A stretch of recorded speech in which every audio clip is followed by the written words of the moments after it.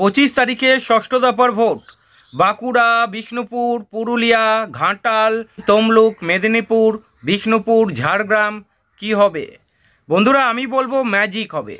এই বাম জোট ম্যাজিক দেখাতে চলেছে। বাম কংগ্রেস একসঙ্গে মিলে এই 8টা কেন্দ্রে ম্যাজিক দেখাবে বন্ধুরা। হয়তো আপনারা বলবেন আমি পাগল হয়ে গেছি, আপনারা বলতে পারেন। আপাত দৃষ্টিতে যেটা আপনারা দেখতে পাচ্ছেন সেটাই বলছেন, কারণ আপনারা দেখছেন বিজেপি বনাম তৃণমূলের লড়াই হচ্ছে। কিন্তু আপনাদের কাছে প্রশ্ন রাখলাম, পুরুলিয়াতে আপনারা কি দেখলেন? ঝাড়গ্রামে আপনারা কি দেখলেন? বিষ্ণুপুরে কি দেখলেন? বাঁকুড়াতে কি দেখলেন? তমলুকে কি দেখছেন? লড়াইটা কিন্তু আলটিমেটলি সিপিআইএম এর সঙ্গে হচ্ছে। বাকি দুটো দল একদিকে, সিপিআইএম কংগ্রেস আর একদিকে। লড়াইটা কিন্তু নীতির লড়াই, লড়াইটা কিন্তু মানুষের অধিকার পাইয়ে দেওয়ার লড়াই। এই মানুষের অধিকার পাইয়ে দেওয়ার লড়াইয়ে বামেরা অনেকটাই এগিয়ে রয়েছে। ক্ষেত মজুর থেকে শুরু করে গরিব মানুষ তারা কিন্তু বামে মজেছে, তারা কিন্তু কংগ্রেসে মজেছে। আমরা পুরুলিয়াতে দেখেছি, আমরা দেখেছি নেপাল মাহাতোকে ঘিরে আলাদা একটা উল্লাস, আলাদা একটা উত্তেজনা। এখানে কিন্তু খেলা ঘুরে যেতে পারে বন্ধুরা, যখন তখন খেলা ঘুরে যেতে পারে।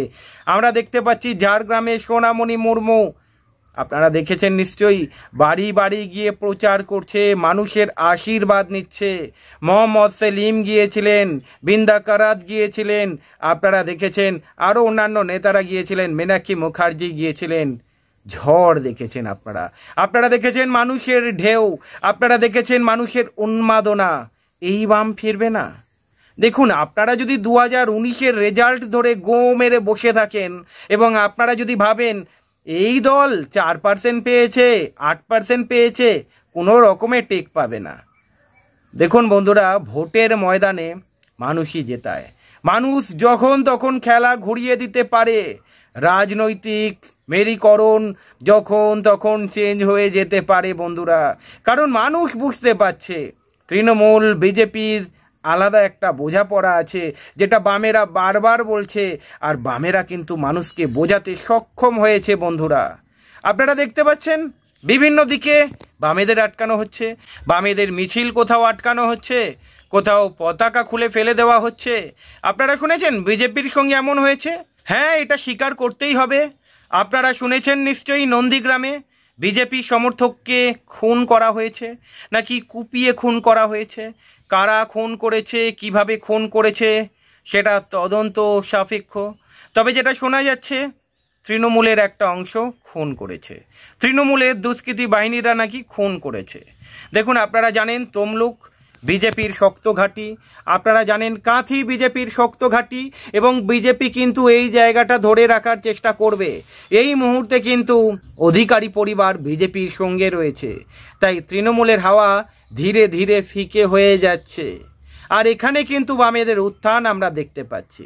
মানুষ দিশাহারা, মানুষ অ্যাকচুয়ালি বুঝতে পারছে না কে তৃণমূল কে বিজেপি। মানুষ নিজেই পাজলড হয়ে যাচ্ছে। অভিজিৎ গাঙ্গুলিকে কোথা থেকে উড়িয়ে এনে বসিয়ে দেওয়া হয়েছে তমলুকে, মানে চলুন এই আসনে আমরা আপনাকে জেতাচ্ছি। এই কারণেই হয়তো তমলুকে প্রাক্তন বিচারপতি ওই বিচারপতির কুর্সি ছেড়ে ভোটের ময়দানে নেমেছেন। উনি প্রার্থী হয়েছেন, এবং প্রার্থী হয়েই উনি ভুলে গিয়েছেন উনি একটা সময় বিচারক ছিলেন। কিভাবে মমতা ব্যানার্জিকে একজন মহিলাকে অ্যাটাক করেছেন আপনারা দেখেছেন নিশ্চয়ই। যাই হোক, এই দলটা হয়তো চুরি করেছে, চাকরি চুরি করেছে, সব চুরি করেছে। মমতা ব্যানার্জির বিরুদ্ধে প্রমাণ কোথায়? প্রমাণটা নেই। সকলেই বলছেন মমতা ব্যানার্জিও সমান দোষী, মেনে নিলাম, কিন্তু উনি তো একজন বিচারক। যখন উনি বিচারক, উনি ভালো মতোই জানেন প্রমাণ দরকার।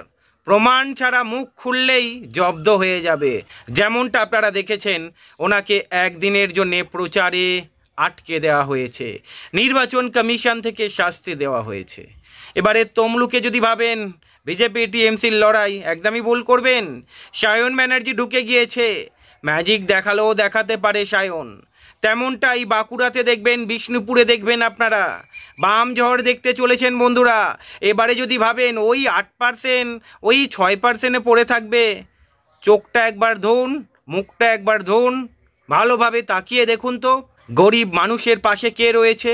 তৃণমূলের চাকরি দুর্নীতি থেকে শুরু করে একের পর এক কেলেঙ্কারি সামনে আনাতে বামপন্থী আইনজীবীদের অবদান আছে কিনা একবার দেখুন তো। রেড ভলেন্টিয়ার্স কি কাজ করেছিল করোনার সময় একবার দেখুন তো। সারা ভারত ক্ষেত মজুর ইউনিয়ন কিভাবে কাজ করছে দেখুন তো। এসএফআই কিভাবে কাজ করছে দেখুন তো। ডিওয়াইএফআই মীনাক্ষী মুখার্জি কিভাবে কাজ করছে একবার দেখুন তো। বাম কংগ্রেস জোটকে মানুষ পছন্দ করেছে, এখানেই ভয় পাচ্ছে বিজেপি তৃণমূল, আর এখানে কিন্তু বামেদের জয়। মানুষ যদি ভোট প্রয়োগের অধিকার পায়, ঘাটাল থেকে শুরু করে বিষ্ণুপুর, মেদিনীপুর সব জায়গাতেই বামেরা ভালো ফল করতে চলেছে বন্ধুরা। আর আপনারা যদি দেখেন এই ষষ্ঠ দফাতে দফা রফা করবে এই বাম জোট, বলে রাখলাম এই ষষ্ঠ দফাতেই দফা রফা করবে তৃণমূল বিজেপির। মানুষ একত্রিত হচ্ছে, মানুষ সংঘবদ্ধ হচ্ছে, দলে দলে মানুষ সিপিআইএমে যোগদান দিচ্ছে। সোনামণি মুর্মু থেকে শুরু করে নীলাঞ্জন দাশগুপ্ত, বিপ্লব ভট্ট, শীতল কৈবর্ত, আপনারা যদি দেখেন নেপাল মাহাতো, এক জায়গায় হচ্ছে খেলা। এবারে আপনারা দেখবেন বন্ধুরা, এই বাম কংগ্রেস যখন এক জায়গায় হয়েছে, মানুষের মন কিন্তু এই বাম কংগ্রেসের দিকে ঘুরছে। মানুষ বুঝে গিয়েছে বিকল্প যদি কোনো দল হয় এই বাম কংগ্রেস।